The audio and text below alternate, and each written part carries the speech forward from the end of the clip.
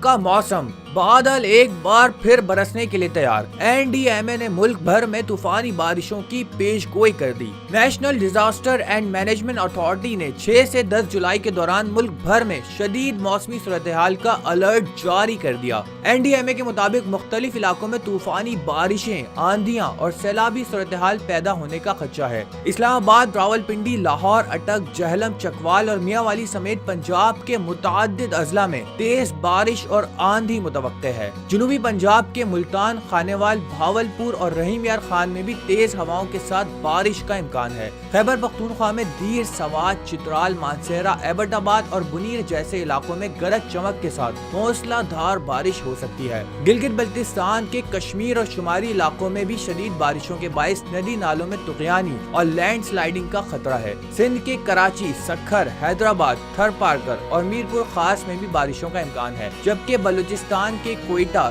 صوب، خزدار اور قلات میں تیز بارش متوقع ہے۔ NDMA نے شہریوں سے احتیاط برتنے اور مقامی حکام سے رابطے میں رہنے کی اپیل کی ہے۔